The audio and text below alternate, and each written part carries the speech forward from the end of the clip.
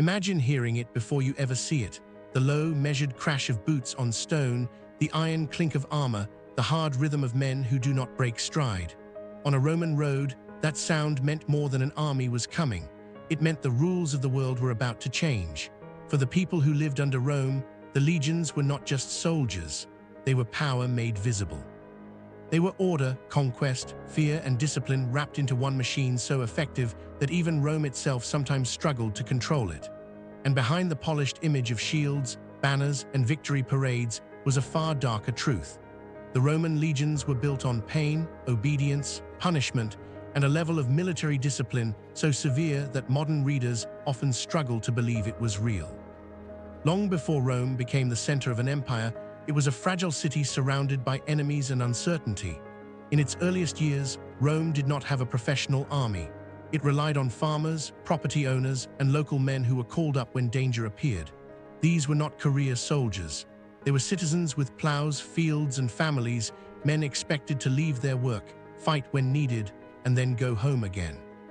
That system might have been enough for a small city fighting nearby rivals, but it was never built for long wars or large-scale conquest. Rome's weakness became impossible to ignore in 390 BC, when a Gallic force defeated the Romans near the Allia River and then marched into Rome itself. The city was humiliated. Whatever details later historians debated, the lesson was brutally clear. If Rome wanted survival, it needed a military that did not depend on panic. It needed soldiers who were always ready. It needed an army that could move fast, stay together, and keep fighting long after ordinary men would have given up. That transformation would become one of the most important military revolutions in ancient history. Over time, Rome turned the army into a permanent institution. Training became more systematic. Weapons became standardized. Units learned to act together instead of fighting as individuals seeking glory. The Roman soldier was no longer simply a man who answered a call. He became part of a machine.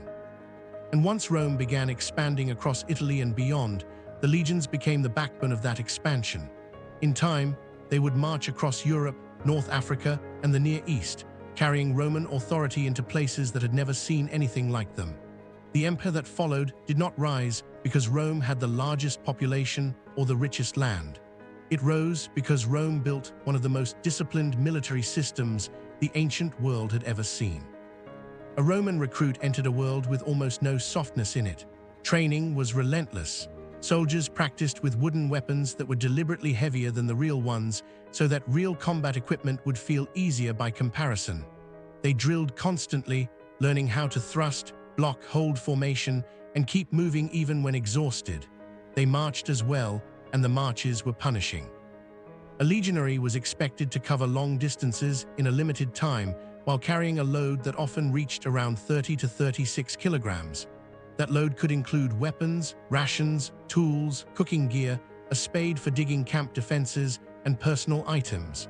The Roman soldier did not travel light because Rome did not believe in comfort.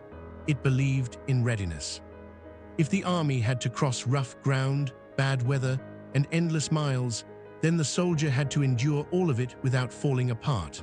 A legion that could march farther and faster than its enemies could decide a campaign before the first spear was thrown.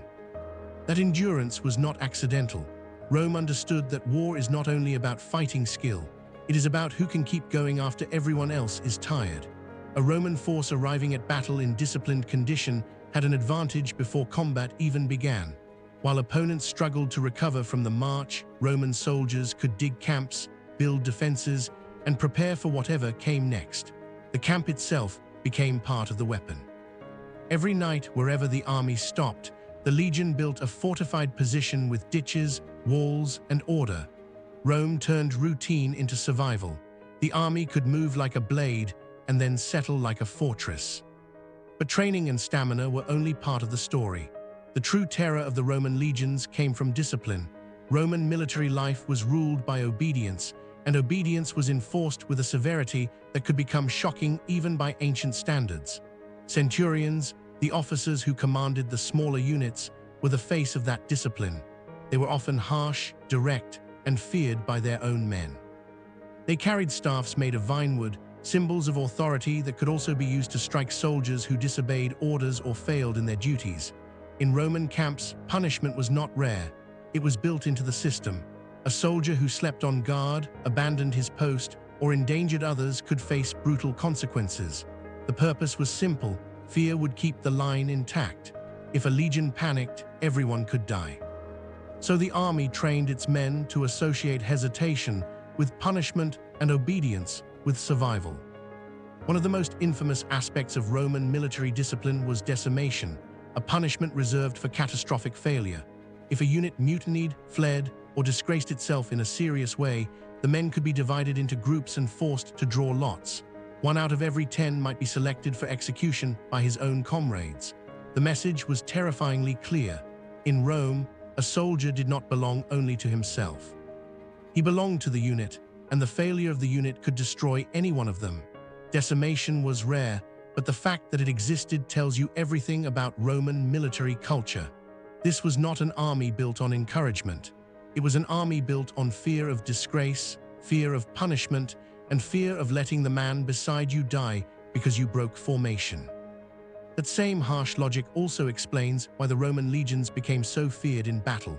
Rome did not rely only on courage, it relied on structure. A standard legion was divided into cohorts and centuries, each led by officers who knew the men under their command and could keep orders moving through the ranks. The legion fought as a system, not as a crowd.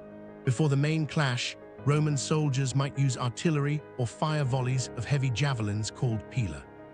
These weapons were designed to disrupt enemy shields and formations. Once the lines closed, the soldiers advanced behind large curved shields, striking with the gladius, a short sword made for close combat. Roman tactics were not about dramatic swings or heroic duels. They were about control, pressure, and precision. Shield against shield, rank behind rank, step by step, the line kept moving forward. One of the most recognizable Roman formations was the testudo, or tortoise. In that formation, soldiers arranged their shields so that the front and top were covered, creating a kind of protective shell. It looked almost impossible, as if the army had turned into a living wall. This formation could protect the men from arrows, stones, and missiles during siege operations or when approaching fortifications. Another tactic was the wedge, designed to punch into an enemy line at a single point and break it open. Roman commanders understood something many of their enemies did not. Battles are often decided before the swords touch. They are decided by whether an army can maintain coherence under pressure. Rome trained its soldiers to hold together when everyone else was trying to survive individually. The equipment of the Roman soldier reflected the same philosophy. The helmet protected the head but allowed hearing, because a man had to still catch orders in the noise of battle. Many soldiers wore chain mail for flexibility and durability, while later imperial legions also used segmented armor made from overlapping plates. But the shield was perhaps the most iconic weapon of all. Large, curved, and built to protect the body while advancing with the line, it made the soldier part of a moving formation. The Roman gladius was short because the legion did not want long duels. It wanted close, efficient killing in a packed line where a quick thrust could be more effective than a wide swing. Even the soldier's gear showed that Rome valued function over glory. For a long time, Rome was strongest on land, not at sea. That changed during the Punic Wars when Rome came into conflict with Carthage, a rival power with a major naval tradition. At first, the Romans had little experience fighting sea battles, so they did what they often did best: they adapted. They studied captured enemy ships and built their own fleet. According to ancient tradition, they even trained rowing on land before taking to the water. And because Roman soldiers were strongest in hand-to-hand combat, they introduced a boarding device that let them turn naval battles into infantry fights.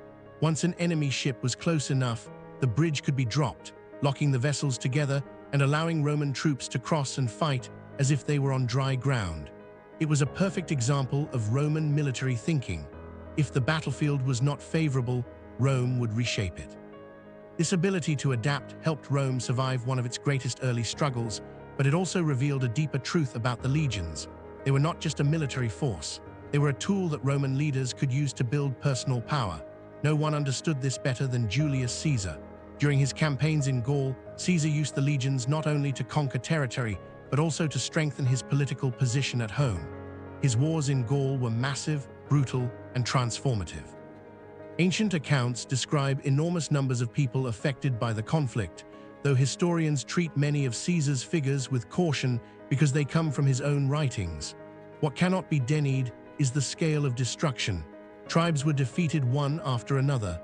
Some were conquered in battle, some were trapped by siege, and some were crushed after trying to unite in resistance.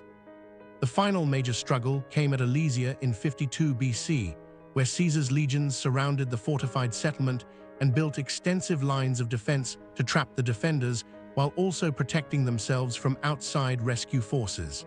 It was a masterpiece of military engineering and endurance. When the siege ended, Caesar had not only won a war, he had helped change the future of Rome itself. But the Roman legions were not only used against foreign enemies, they were also used for terror. One of the most chilling forms of Roman punishment was crucifixion. It was not simply execution.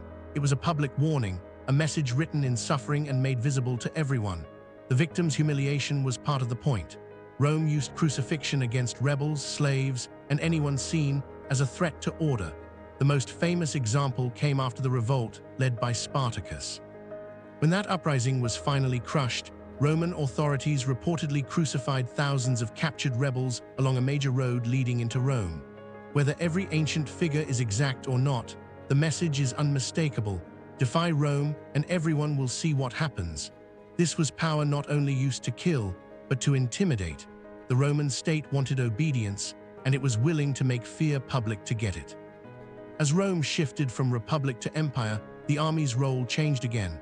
The emperor now stood at the center of political life, and protecting that center became critical. Out of that need came the Praetorian Guard, an elite force stationed near Rome to protect the emperor and maintain control in the capital. In theory, they were bodyguards. In practice, they became political players. Because they were close to the throne, they could influence emperors, make demands, and even decide who would rule. In one notorious episode, after an emperor was killed, the Praetorians reportedly auctioned the throne to the highest bidder. That story reveals the danger of placing military power too close to political authority. The same men chosen to protect the emperor could become a threat to the empire itself. And that was the great paradox of the Roman legions. They were the source of Roman greatness, but also one of the forces that made the empire unstable. They expanded Rome across the Mediterranean world. They built roads, forts, cities, and borders. They helped create a system that seemed almost impossible to stop. But the army also changed the political balance inside Rome. Soldiers became more loyal to commanders who paid them and led them than to distant institutions in the capital. In the late empire, that problem became even more dangerous. Military power and political ambition fused together so tightly that emperors rose and fell at terrifying speed. The legions that had once given Rome order now helped shape its instability. Still, even in decline, the Roman military legacy remained astonishing. The legions showed the ancient world that war could be organized, standardized, and used as an instrument of state power on a scale few civilizations had ever imagined. They proved that discipline could defeat raw bravery, that preparation could outperform improvisation, and that an army could become the engine of an empire. Yet the darker lesson is just as important. The same system that created Roman strength also created cruelty. The same army that built roads and cities also practiced terror, punishment, and political coercion. Rome's soldiers were not just conquerors. They were the human machinery behind one of history's most powerful states. So when you look at the Roman legions, you are not just looking at armor, swords, and battle formations. You are looking at the spine of an empire built through relentless order and maintained through fear. You are looking at men trained to march farther, fight harder, and obey more strictly than almost any army before them. And you are looking at the cost of that strength, because the Roman legions did not simply defend Rome. They helped define what Rome was, what it feared, and what it was willing to do in order to remain on top. If you study them closely enough, the legions stop looking like the army of a distant past and start looking like a warning. Great power can build civilization. It can also turn brutal very quickly. Rome understood that better than almost anyone, and the legions were the reason why. What your audience will take away from this script: they will learn how the Roman legions were built, how they trained, how they fought, how Rome used fear as a weapon, how military discipline shaped the empire, and how the same army that made Rome powerful also helped create its internal problems.